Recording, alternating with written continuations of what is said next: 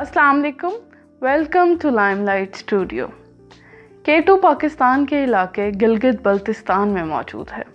ये दुनिया का दूसरा ऊंचा तरीन पहाड़ है। इसकी सतह समंदर से बुलंदी 28,251 फीट है।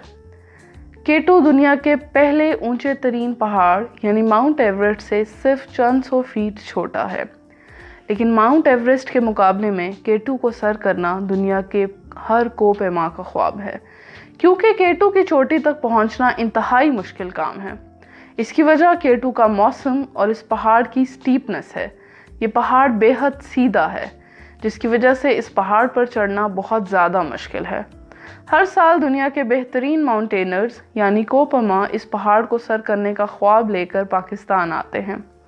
ये लोग गर्मी के मौसम में K2 को सर करने की कोशिश करते हैं, क्योंकि सर्दियों में K2 को सर करने की कोशिश करना इंतहाई ख़तरनाक है और आज तक कोई ऐसा नहीं कर सका। K2 पर जाने वाला हर 4 से 1 माउंटेनर अपनी जान से हाथ धो बैठता है। यहाँ तक कि इन लोगों की डेड बॉडीज़ को K2 से नीचे नहीं लाया जा सकता और तभी K2 के सामने स्टील की प्लेट्स पर इन लोगों के नाम लिखकर लटका दिए जाते हैं। ऐसे लोगों को वहाँ के मुकामी लोग K2 घोस्ट ऑफ K2 भी कहते हैं। अगस्त 2008 में K2 पर कुछ ऐसा हुआ जिससे पूरी दुनिया शॉक्ड हो गई। 11 लोग एक ही दिन में K2 पर अपनी जान गंवा बैठे और कई लोग शदीद जख्मी हो गए। इस वाक़ये को किसी भी पहाड़ पर तारीख का सबसे ख़तरनाक वाक़या कहा जाता है। आज की वीडियो में हम इस वाक़ये की डिटेल्स डिस्कस करेंगे। जुलाई 2008 के आखिरी हफ्ते में दुनिया के मुख्तलिफ कोनों से 6 टीम्स K2 के बेस कैंप में इकट्ठी हो गईं। हर टीम का ख्वाब K2 की चोटी तक पहुंचना था।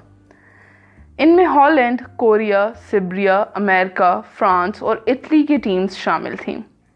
इनमें आयरलैंड, नॉर्वे और नेपाल के भी कोपैमा शामिल थे, जबकि पाकिस्तान के 2 पोर्टर्स भी इस टीम का हिस्सा थे, जिसमें हुंजा से ताल्लुक़ रखने वाले मेहरबान करीम और जहान बेग शामिल थे।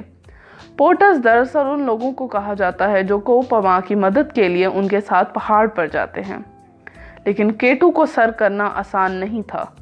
ये टोटल 30 लोग थे। इन लोगों ने फैसला किया कि K2 पर अलग अलग जाने से बेहतर है एक साथ टीम बनकर K2 को सर किया जाए। इसी मकसद को पूरा करने के लिए ये तमाम लोग 31 जुलाई की रात को इकट्ठे हुए थे। उन्होंने काम डिवाइड कर लिया, जिसमें कोरियन टीम्स K2 पर फिक्स्ड रोप्स लगाएगी। ये वो हिफाजती रस्सियाँ होती हैं जिनको K2 पर लगाकर उनकी मदद से K2 पर चढ़ा जाता है। 1 अगस्त की सुबह को ये 6 टीमें K2 की चोटी पर चढ़ना शुरू हो गईं। इन लोगों ने एक इंतहाई एक्सपीरियंस्ड माउंटेनर यानी वांग रीजन नामी कोपैमा को अपना लीडर बना लिया। 12 घंटे ये लोग मुसलसल ऊपर की तरफ चढ़ते रहे और उसके बाद पहला हादसा पेश आ गया। हुआ कुछ यूं कि सिब्रियन टीम के ड्रैन मैंडक ने खुद को रस्सी से अलग किया ताकि वो अपने आगे चलने वाले क्लाइंबर से आगे निकल जाए, लेकिन ये स्लिप हो गया और नीचे गिरकर मौत का शिकार हो गया। पाकिस्तानी पोर्टर जहान बेग ने जब उसे बचाने की कोशिश की तो ये भी नीचे गिरकर मारा गया। इस पॉइंट पर कुछ माउंटेनर्स यानी कोपैमाओं ने वापस जाने का फैसला कर लिया, क्योंकि मज़ीद इस पर चढ़ते रहना ख़तरे से खाली नहीं था, बल्कि मौत को दावत देना था। जिनमें नॉर्वे से ताल्लुक़ रखने वाली एक औरत भी शामिल थी। ये एक बहुत माहिर कोपैमा थी। ये अपने शौहर के साथ K2 को सर करने के लिए आई थी। उनकी शादी को अभी सिर्फ 1 ही माह हुआ था। उसका शौहर रॉल्फ पे इस वक्त एक ऐसी जगह से गुजर रहा था जहाँ बर्फ़ के बड़े बड़े पहाड़ बने हुए थे। ये जगह बहुत ज़्यादा ख़तरनाक होती है, क्योंकि यहाँ से बर्फ़ पिघलकर अक्सर नीचे गिरती है।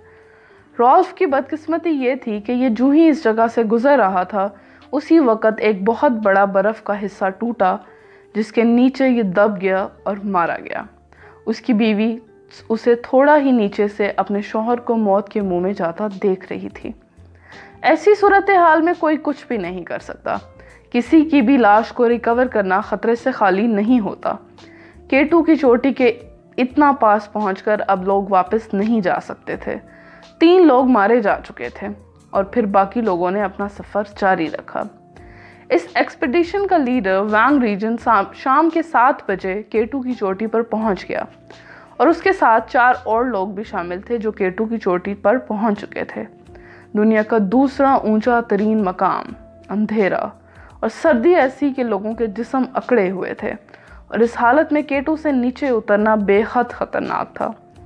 ऐसे में उनको नीचे कुछ टॉर्च दिखाई देने लगी।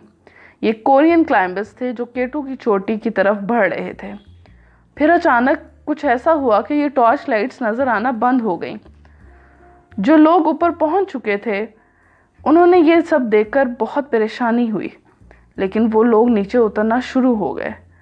जिस बर्फ के पहाड़ के नीचे रॉल्स पे आकर मर गया था, उसी बर्फ के तोदे ने हिफाजती रस्सियों को भी तबाह कर दिया था, जिसकी वजह से अब नीचे उतरना और भी ज्यादा खतरनाक हो गया था।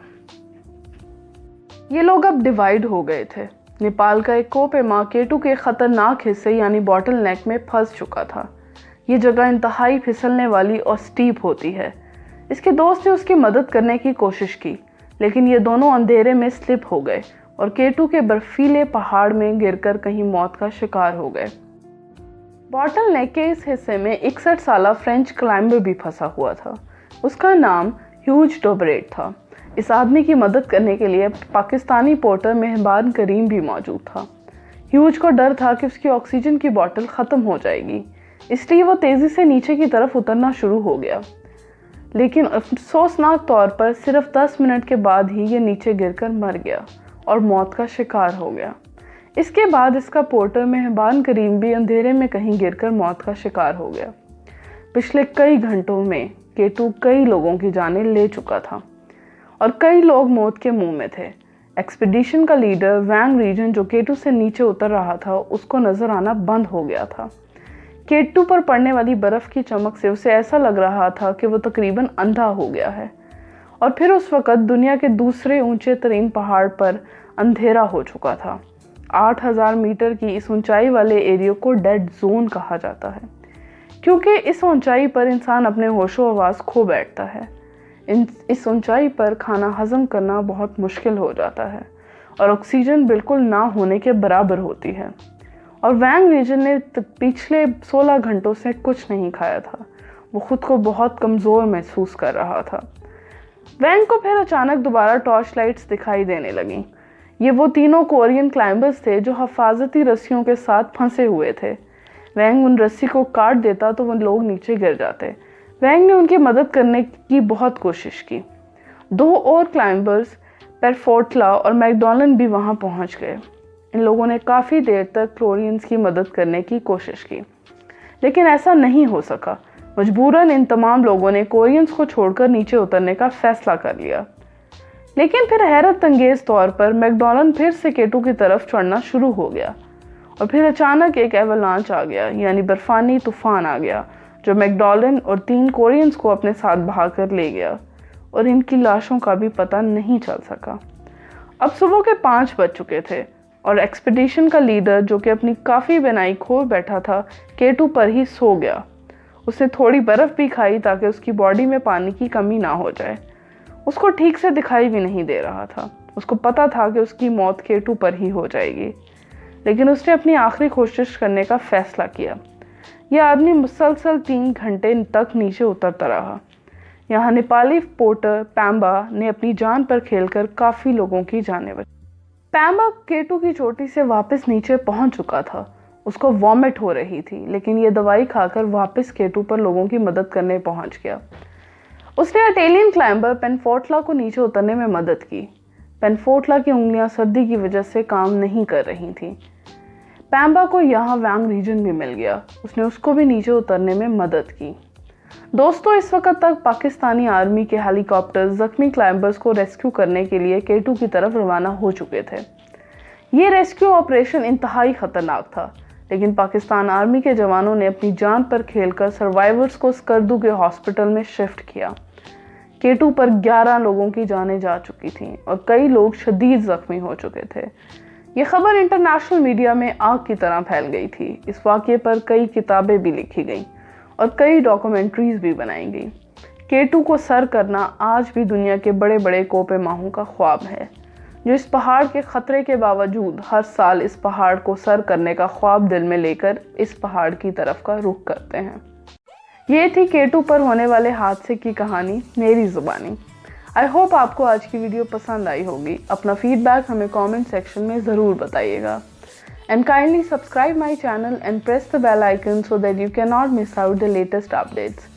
नेक्स्ट वीडियो तक के लिए मुझे दीजिए इजाज़त। अल्लाह हाफिज़ and of course stay positive.